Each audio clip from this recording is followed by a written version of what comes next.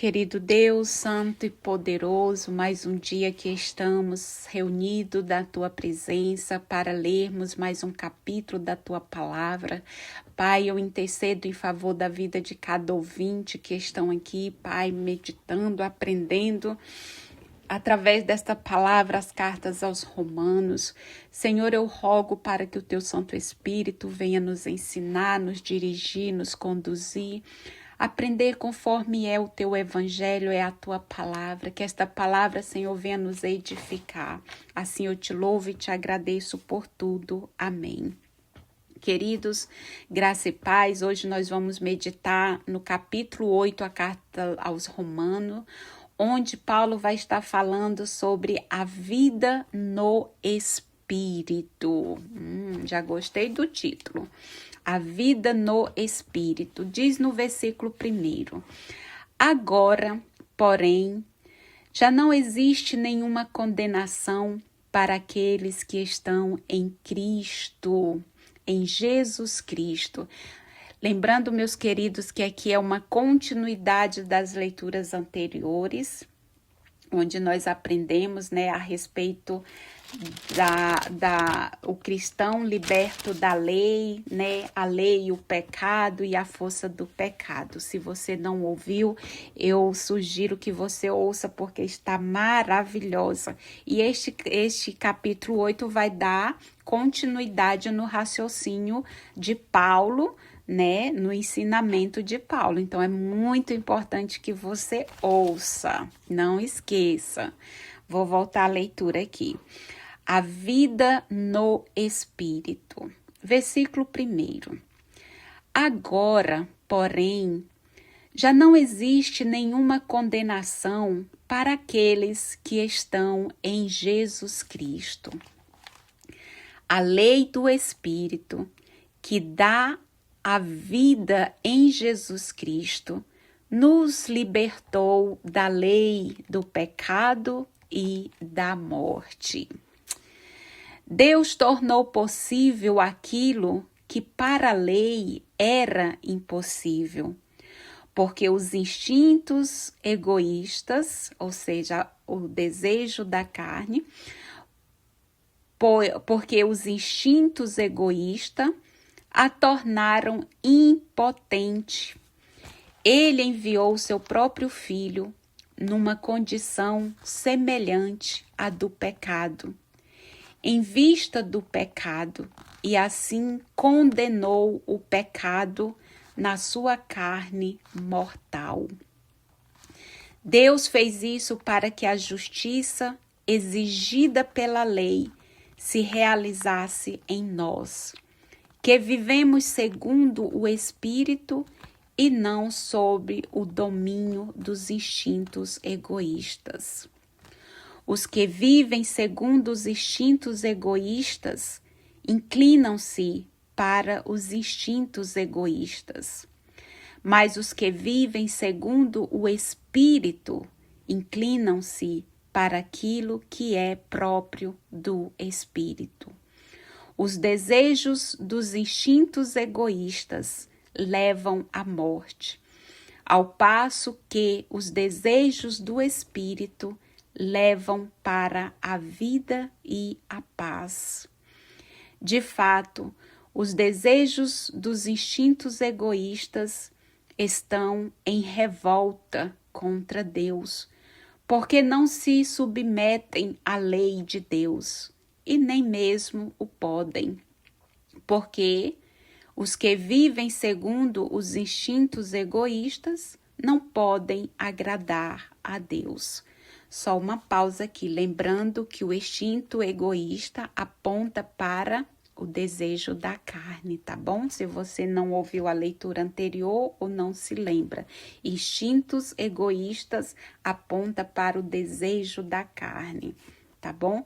Então, vou ler de novo o 7, versículo 7. De fato, os desejos dos instintos egoístas estão em revolta contra Deus, porque não se submetem à lei de Deus, e nem mesmo o podem, porque os que vivem segundo os instintos egoístas não podem agradar a Deus. Uma vez que o Espírito de Deus habita em vocês, vocês já não estão sob o domínio dos instintos egoístas, mas sob o Espírito, pois quem não tem o Espírito de Cristo não pertence a Ele. Se Cristo está em você, o corpo está morto por causa do pecado, e o Espírito é vida por causa da justiça. Se o Espírito daquele que ressuscitou Jesus dos mortos habita em vocês, aquele que ressuscitou Cristo dos mortos dará a vida também para os corpos mortais de vocês, por meio do Espírito que habita em vocês. Portanto, irmãos, nós somos devedores, mas não dos instintos egoístas, para vivermos de acordo com eles. Se vocês vivem segundo os instintos egoístas, vocês morrerão.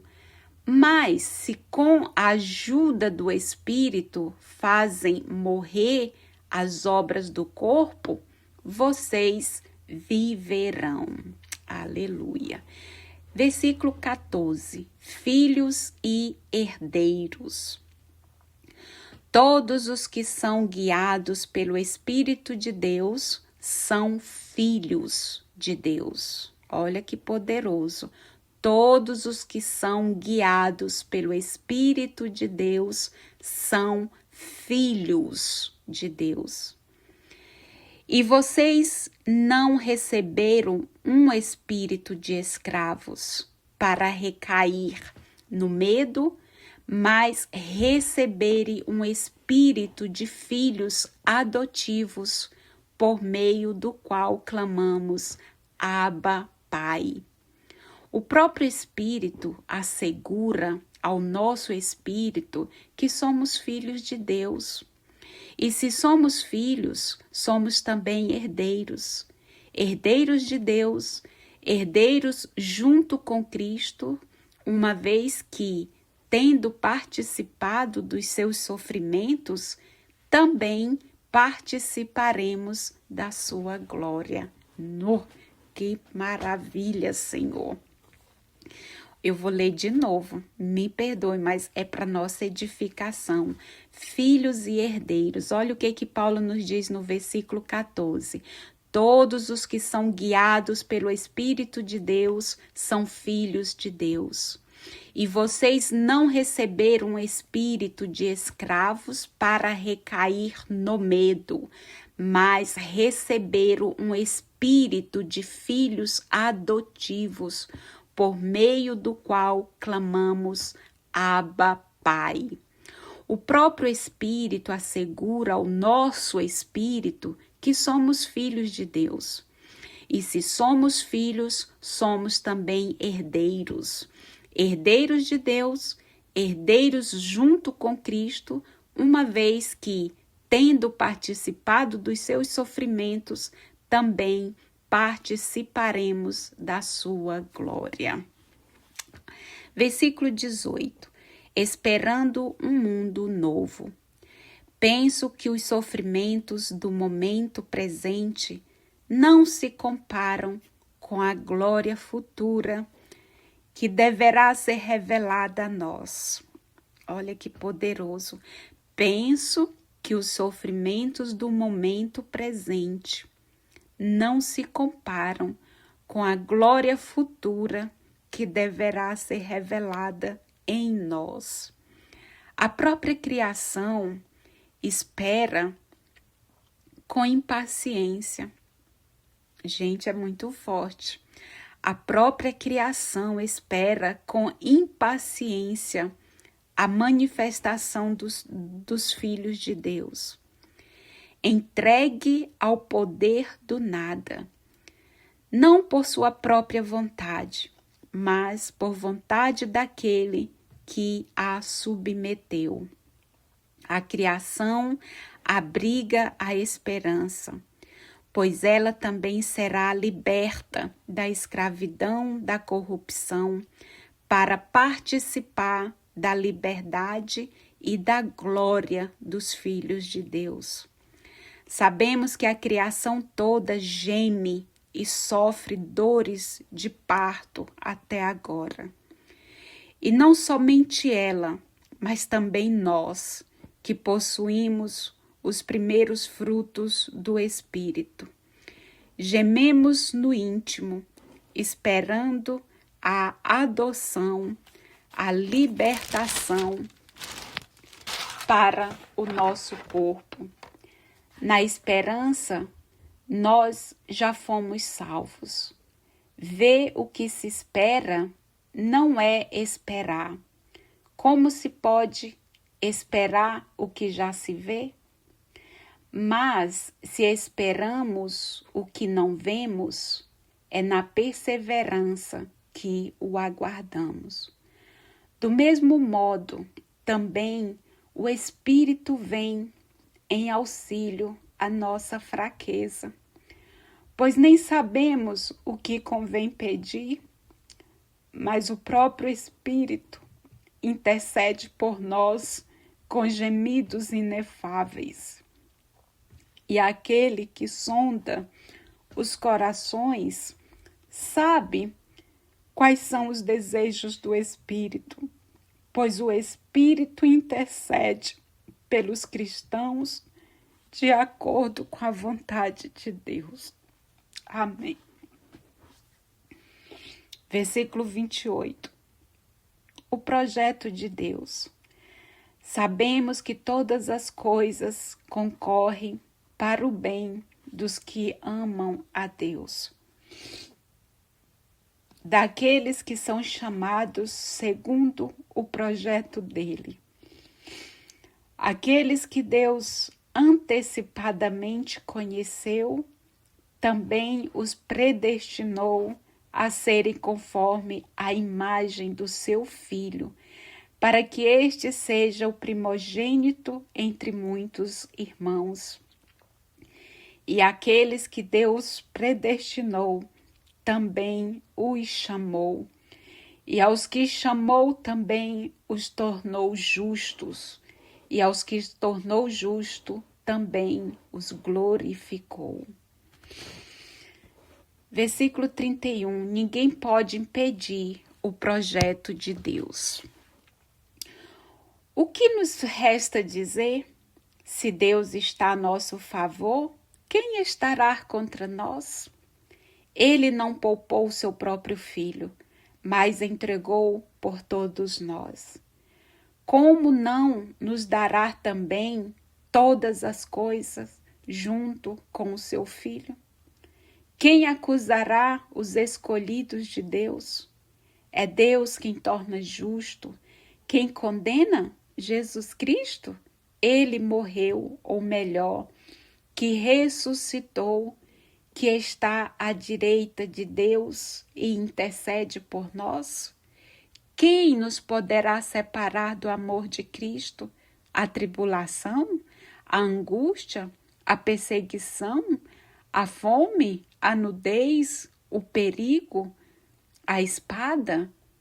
Como diz a Escritura, por tua causa somos postos à morte o dia todo.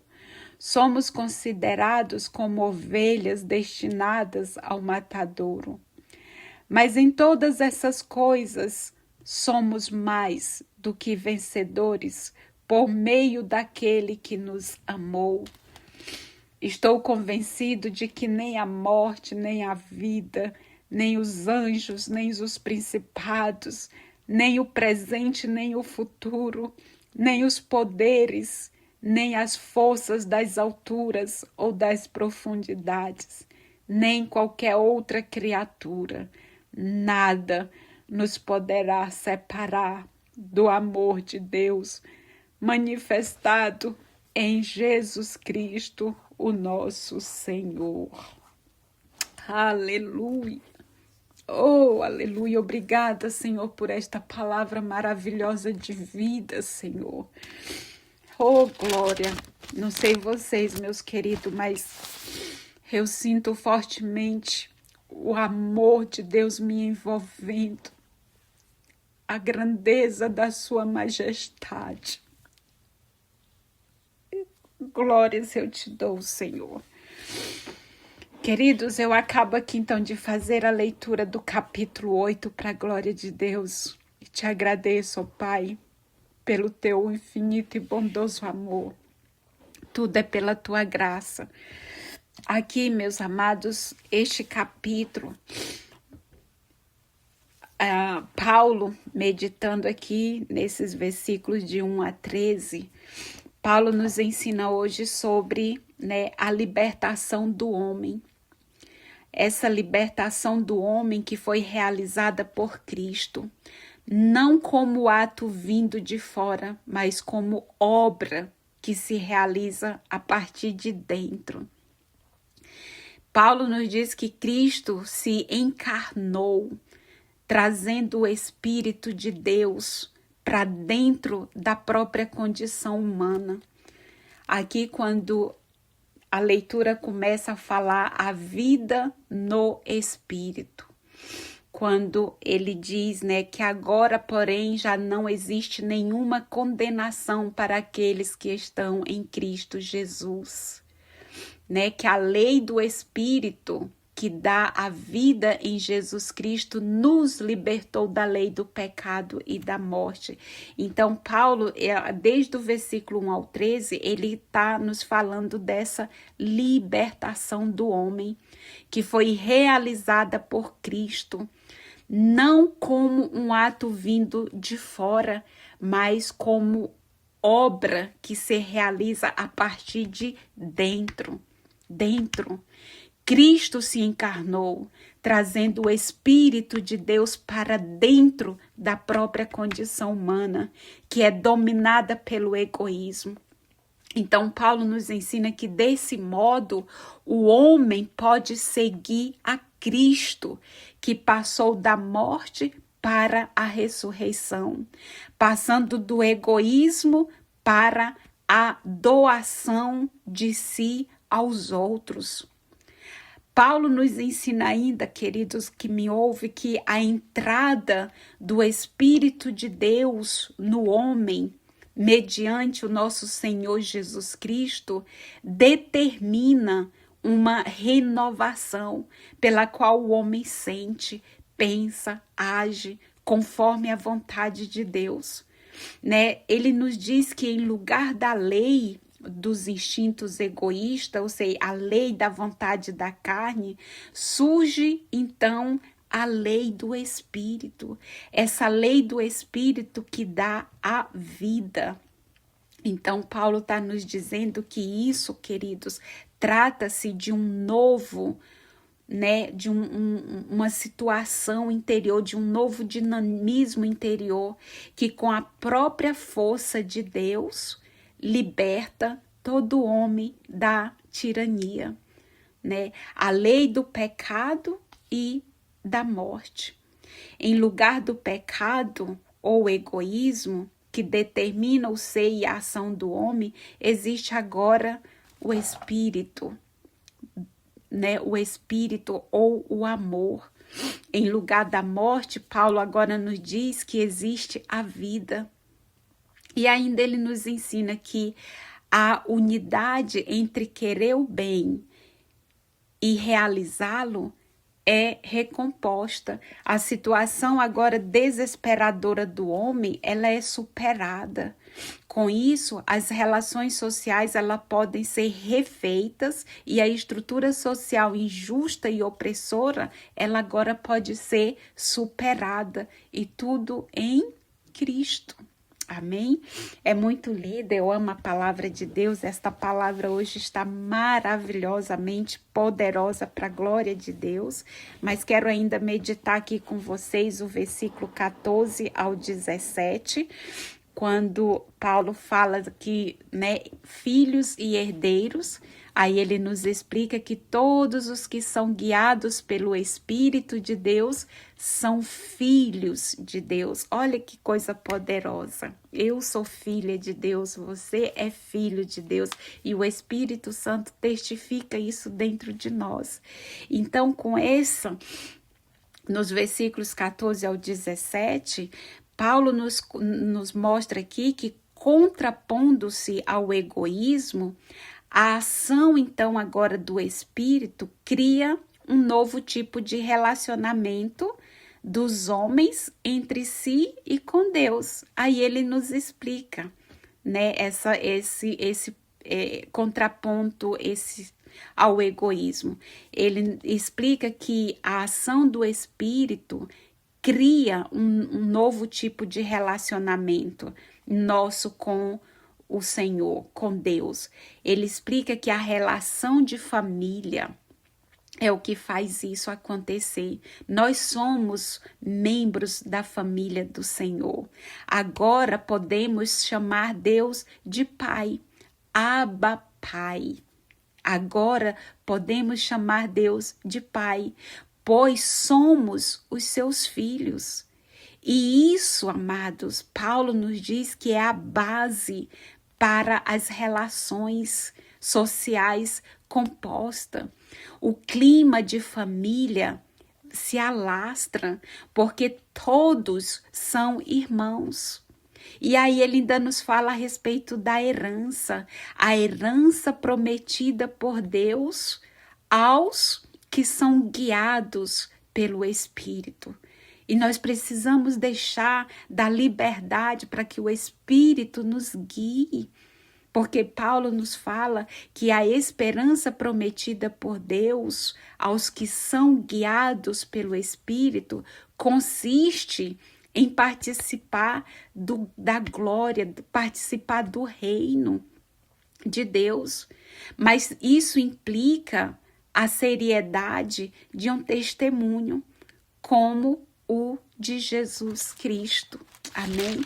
É crer que nós venceremos. E ainda, queridos, nos versículos 18 ao 27, quando Paulo falou a respeito da esperando um mundo novo, ele nos ensina que a luta contra o egoísmo é possível para aqueles que entraram no âmbito do Espírito. Essa luta não terminou, mas ela está em contínuo processo. E ele explica por quê. Porque vivemos na esperança de seguir a vitória final. E esse anseio, ele é universal. Ele é no mundo inteiro, é para todos aqueles que crêem e se expressa nos clamores da natureza e do homem. Ou seja, além da humanidade, a natureza, ela expressa, ela anseia a volta de Deus, porque a natureza, ela sofre, a criação de Deus sofre. Então, por isso que anseia, né, pela a volta do Senhor. A natureza, Paulo diz que a natureza espera ser libertada do seu uso egoísta para ser partilhada e colocada a serviço de todos. Aí Paulo nos ensina que os homens esperam ser libertos de toda exploração, de toda opressão que escravizam os seus corpos, a fim de sempre mais se projetarem gratuitamente a serviço dos irmãos. Entretanto, Paulo nos ensina que a salvação plena é uma realidade futura e inimaginável. Porque ele diz que cegos pelo sistema egoísta, muitas vezes não conseguimos enxergar o caminho. É o clamor do Espírito de Deus que nos dirige, então orientando-nos conforme a vontade de Deus. Então, louvado seja Deus por nos ter dado o Espírito Santo para interceder por nós. E ainda para concluir esse raciocínio, no versículo 28 ao 30, quando Paulo fala sobre o projeto de Deus, ele nos ensina que o projeto eterno de Deus é predestinar, chamar, tornar justo e glorificar a cada um, a todos os homens, fazendo com que todos, né, se tornem imagem do seu Filho e se reúnam como a grande família de Deus. Olha, você tem noção da grandeza de tudo isso, da vontade? Ouça com atenção a leitura, amado. Deixa essa palavra entrar no seu coração e termos a nossa vida transformada. Paulo nos ensina a respeito desse projeto eterno de Deus. Qual que é o projeto eterno de Deus? É predestinar, chamar, tornar justo e glorificar a cada um, a todos nós, fazendo com que todos nos tornemos imagem do seu Filho, né? Que todos nós venhamos nos reunir como a grande família de Deus. A vontade de Deus, o projeto, né, não exclui ninguém, mas o homem é livre. Paulo nos diz que o homem é livre, ele pode aceitar ou ele pode recusar esta vontade que Deus tem. Ele pode escolher a vida ou ele pode escolher a morte. Ele pode escolher salvar-se ou ele pode escolher condenar-se. O homem tem essa liberdade, segundo Paulo. E ainda meditando para fechar aqui, queridos, o versículo 31 ao 39, quando ele diz que ninguém pode impedir o projeto de Deus. Quando ele diz, o que nos resta dizer? Se Deus é por nós, se Deus está a nosso favor, quem estará contra nós? Se o Senhor não poupou o seu próprio filho, mas entregou ele para todos nós, como não nos dará também todas as coisas, junto com o seu filho? Quem acusará os escolhidos que Deus escolheu? É Deus quem torna justo? Sim. Quem condenará? Jesus Cristo? Se ele morreu, ou melhor, que ressuscitou, que está à direita de Deus e intercede por nós? Quem nos poderá separar do amor de Cristo? Aí Paulo fala a tribulação, a angústia, a perseguição, a fome, a nudez, o perigo, a espada. E aí ele nos diz, o que diz a Escritura? O que diz a palavra de Deus? Diz, por tua causa somos postos à morte o dia todo. Somos considerados como ovelhas destinadas ao matadouro. Mas em todas essas coisas somos mais do que vencedores por meio daquele que nos amou. Estou convencido de que nem a morte, nem a vida, nem os anjos, nem os principados, nem o presente, nem o futuro, nem os poderes, nem as forças das alturas ou das profundidades, nem qualquer outra criatura, nada nos poderá separar do amor de Deus manifestado em Cristo. Amém? Então, amado, o que Paulo nos ensina aqui é que com o amor de Deus manifestado no seu Filho, nada mais temos a temer, nem dificuldade, nem perseguição, nem martírio, nem qualquer forma de dominação. Nada poderá desfazer o que Deus já realizou. Amém? Nada poderá impedir o testemunho de nós cristãos e nada poderá opor-se à plena realização do projeto de Deus. Amém? Esta é a leitura para nossa meditação hoje. Eu louvo a Deus pela sua vida, por você estar aqui ouvindo, acompanhando essas leituras, se edificando na palavra de Deus, e que o Senhor continue lhe dando força, esperança, graça, para que mantenhamos em pé, firme nessa esperança. Amém? Pai, é que eu te louvo e te agradeço por mais esta rica e poderosa oportunidade. Toma-nos em tuas mãos, concede-nos um dia de paz, de alegria, de favor e muita vitória. Assim eu te louvo e te agradeço por tudo. Amém e amém.